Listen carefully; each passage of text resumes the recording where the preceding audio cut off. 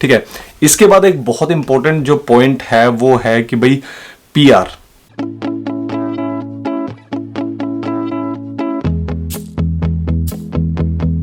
Hello guys, once again welcome back on another video. तो भाई आज की ये वीडियो बहुत इंपॉर्टेंट होने वाली है हर एक स्टूडेंट के लिए जो ये कंफ्यूजन में रहता है कि भाई मैं कहाँ जाऊँ, क्या मैं पढ़ने के लिए UK जाऊँ, ऑस्ट्रेलिया जाऊँ, कनाडा जाऊँ, मतलब जाऊँ तो जब मैं कहाँ जाऊँ पढ़ने के लिए। मतलब ये कन्फ्यूजन बहुत सारे स्टूडेंट्स के दिल में होती है और मुझे बहुत सारे कमेंट्स आते हैं इस कन्फ्यूजन को लेके।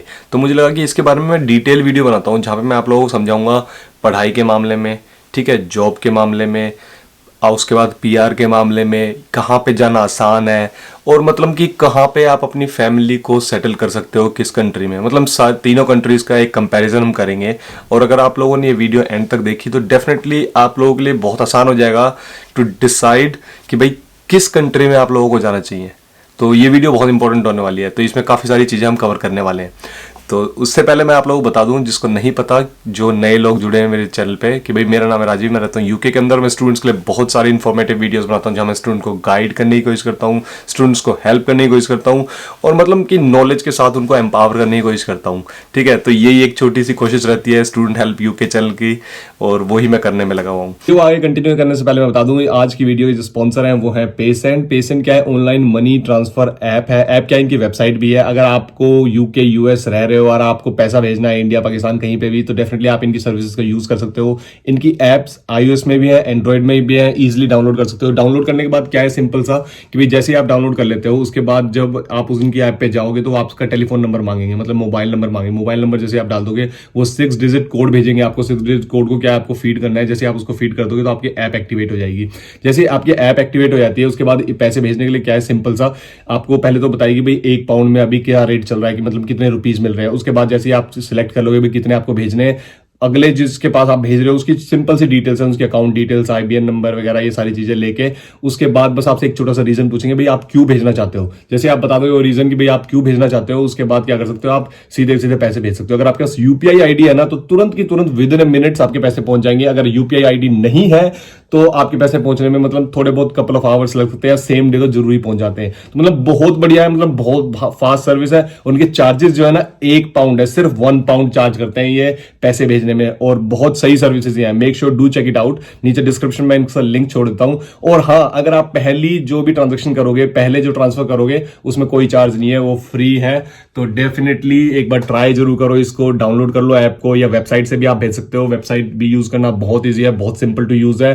तो make sure do check it out. नीचे डिस्क्रिप्शन में इसका लिंक है। भाई सबसे पहला पॉइंट जो हम लेंगे वो लेंगे कि भाई कोर्सेज, अगर आप किसी भी कंट्री में पढ़ने के लिए जा रहे हो तो वहां पे कोर्स किस तरह के होते हैं। अगर अंडर ग्रेजुएट की हम बात करें तो भाई चाहे UK हो, चाहे कनाडा हो, चाहे ऑस्ट्रेलिया हो, तीनों कंट्रीज में जो कोर्स ड्यूरेशन होती है अंडर ग्रेजुएट की वो 3 साल ही है, ठीक है।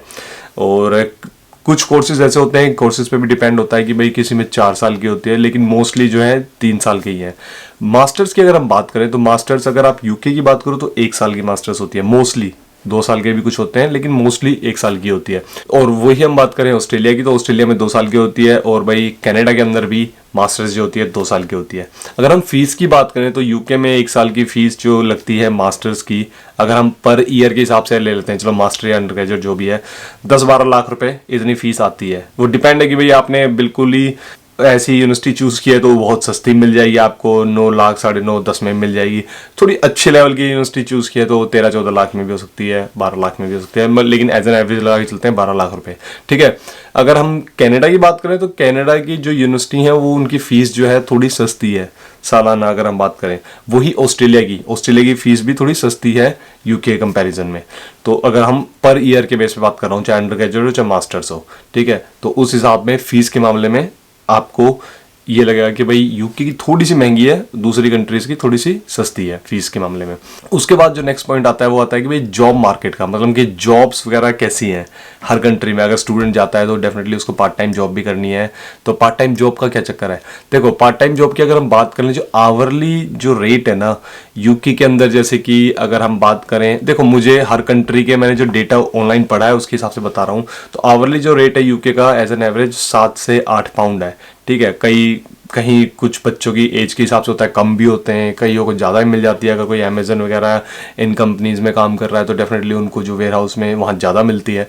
ठीक है, वही चीज़ अगर हम कनाडा की या ऑस्ट्रेलिया की बात करें तो मतलब कनाडा में क्या है, $15 से $18 हैं। ऑस्ट्रेलिया में भी सेम इसी तरह के प्राइसेस वगैरह हैं, थोड़े ज़्यादा हो सकते हैं क्योंकि वो प्राइस कंपैरिजन, वो जो करेंसी प्राइस है उसका भी डिफरेंस आ जाता है। तो ओवरऑल अगर हम देखा जाए तो हर कंट्री में सिमिलर सोर्ट सा ही है। अगर आप ईयरली या फिर मंथली आप कैलकुलेट करके देखोगे ना, पाउंड को अगर पाउंड के हिसाब से कन्वर्ट करके देखोगे, अगर आप अपनी दूसरी करेंसीज है उनको इसके हिसाब से कन्वर्ट करके देखोगे तो नियरली सेम आता है। थोड़ा बहुत फर्क आएगा, मतलब 100 पाउंड का फर्क आ सकता है ज़्यादा, इससे ज़्यादा फर्क नहीं आएगा, मतलब इतना ही फर्क आ सकता है। तो इतना ज़्यादा डिफरेंस है नहीं मैसिवली, जो मैंने अपनी रिसर्च करी, जो मैंने फाइंडिंग करी।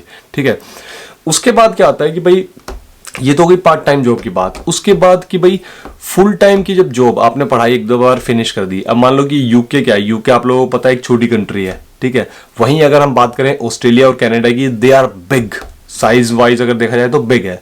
अब वो एक सिंपल सा लॉजिक है, सिंपल सा मैथमेटिक्स है। अगर कोई बड़ी जगह है तो जो अपॉर्चुनिटीज हैं, जो ग्रोथ होगी उस कंट्री की, अभी भी बहुत ज़्यादा जगह बची हुई है जहाँ पे और भी ज़्यादा ग्रो कर सकते हैं, उनके पास पोटेंशियल है।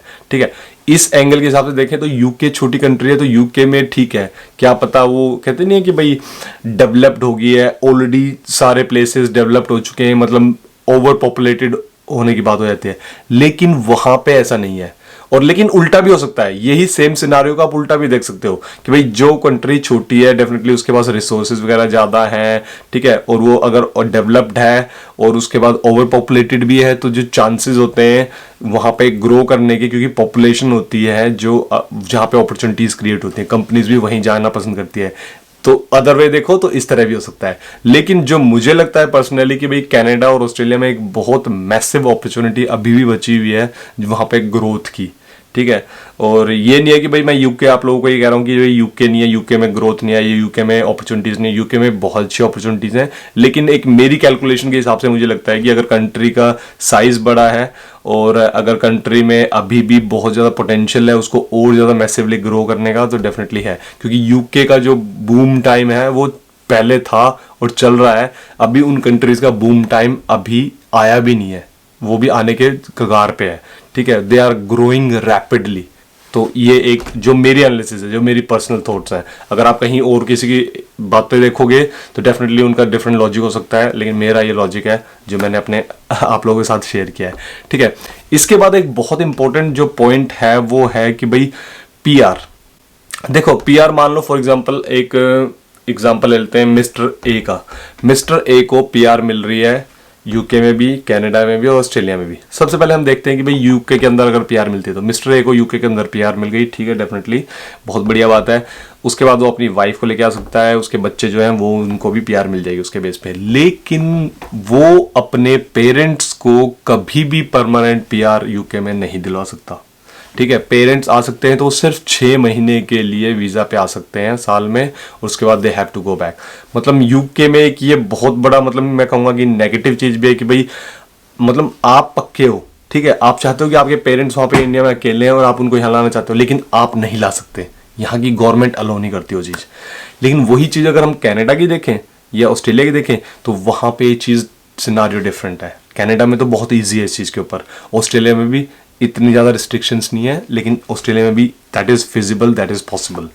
तो मतलब देखा जाए इस मामले में अगर आप लोग चाहते हो कि आपके पेरेंट्स को आपके पास रहना है, अब फ्यूचर में आप उनको अपने पास रखोगे, तो definitely I would say don't consider UK then. क्योंकि यूके एक ऐसी कंट्री है जो मतलब बहुत सारे स्टूडेंट्स को पता भी नहीं होता। मैं जब इनिशियली यहाँ पे आया था मुझे इस चीज़ के बारे में पता भी नहीं था, क्योंकि मैं हमेशा यही सोचता था कि भाई अगर आप वहाँ पे जाके सेटल हो जाते हो, पीआर मिल जाती है, डेफिनेटली आप अपनी फैमिली को भी ले आ सकते हो, लेकिन ऐसा नहीं है। ठीक है, तो ये एक बहुत बड़ा फैक्टर है जो आपको सोचना पड़ेगा अगर आप चाहते हो कि आपकी फैमिली, आपके पेरेंट्स आपके पास आके रहें बाद में परमानेंट। तो इसके ऊपर ध्यान रखना, ठीक है। इसके बाद पॉइंट आता है कि भाई आइल्स का, अगर आप यहाँ पे पढ़ने जा रहे हो किसी कंट्री में, तो वहाँ पे स्टूडेंट वीज़ा जब लेते हो आप डेफिनेटली, तो आइल्स वगैरह के लिए आपको दिखाना पड़ता है। तो यूके में क्या है, यूके में अगर आपके 12th वगैरह में या फिर आपके बैचलर्स में 65+ इंग्लिश में मार्क्स आए हुए हैं, तो आपको आइल्स की रिबेट मिल जाती है, आपको आइल्स देने की जरूरत नहीं होती। कनाडा में क्या है, मिनिमम आपकी 6 बैंड्स होने चाहिए। ऐसे ही ऑस्ट्रेलिया में है, जो मिनिमम रिक्वायरमेंट है वो 5.5 की है। तो इस मामले में क्या है कि भाई आपको यूके में आइल्स वगैरह की मतलब रिक्वायरमेंट है तो 5.5 है, और वो कम ही है। तो इस मामले में अगर देखा जाए तो यूके में अगर किसी को इंग्लिश वगैरह नहीं आती तो definitely UK is a best good option. लेकिन मैं एक चीज़ और बता दूं, अगर आपको इंग्लिश इतनी अच्छी नहीं आती ना, अगर आप 5.5 बैंड लाने में ही थोड़ी सी परेशानी हो रही है, तो डेफिनेटली मैं आप लोगों को यही सजेशन दूंगा, सबसे पहले तो इम्प्रूव योर इंग्लिश। किसी भी कंट्री में आप जा रहे हो, अगर आप पढ़ने के लिए, पहले का टाइम अलग था, लेकिन अब क्या है, सब कुछ डिजिटलाइज्ड है और बहुत ज़्यादा कंपटीशन है। किसी भी कंट्री में चले जाओ, ये नहीं कि यूके की बात है, UK, Australia, Canada, competition is so high. तो इसके लिए इंग्लिश आनी बहुत ज़रूरी है। तो मेक श्योर इम्प्रूव योर आइल score, improve your English, learn soft skills, ये बहुत इंपॉर्टेंट है। लास्ट पॉइंट आता है, वो आता है PSW का, कि भाई PSW जो मिलती है यूके में या कनाडा में या ऑस्ट्रेलिया में, वो कितने साल की है और मतलब मिलती है कि नहीं मिलती। देखो यूके के अंदर क्या है, अभी PSW बोला हुआ है कि भाई PSW मिलेगी समर 2021 से, जो भी ग्रेजुएट होंगे उनको PSW मिलेगा। तो यूके में 2 साल का PSW मिलेगा अगर आपने बैचलर से मास्टर्स करी है। हाँ, अगर आपने यूके में PhD कंप्लीट करी है तो आपको 3 साल का PSW मिलेगा, डेफिनेटली बोला हुआ है। कनाडा में हमेशा से 3 साल का PSW है, तो 3 साल का PSW post study work visa जिसको बोलते हैं वो मिलता है, ठीक है। ऑस्ट्रेलिया में जो PSW है वो है 2 साल का। तो मतलब वही है कि अगर आप अपनी एजुकेशन को कंप्लीट कर देते हो, मतलब जो उनकी रिक्वायरमेंट होती है फुलफिल कर देते हो, तो डेफिनेटली आपको तीनों कंट्रीज में क्या है, PSW है। लेकिन यूके में अभी समर 2021 से लागू होना है। अभी तक मैं फिर से ये कहता हूँ कि इसको लो अभी तक नहीं बनाया है, सिर्फ और सिर्फ अभी तक इन्होंने कहा है कि ये PSW लेके आ रहे हैं। तो भाई यही था इस वीडियो में, मैं आप लोगों को बस बताना चाहता था कि तीनों कंट्रीज को कंपेयर करके कि भाई आप इजीली डिसाइड कर सको कि किस कंट्री में आपको जाना चाहिए पढ़ने के लिए और कहाँ पे आपको लगता है कि ज़्यादा फायदे हैं। तो आई होप आप लोगों को ये वीडियो अच्छी लगेगी। अगर आप लोगों को वीडियो अच्छी लगी और आपको लगता है कि मेरा कंटेंट कुछ यूजफुल है, तो make sure do like this video और चैनल को सब्सक्राइब कर देना। मिलते हैं नेक्स्ट वीडियो में एक नए कंटेंट के साथ, तब तक के लिए बाय।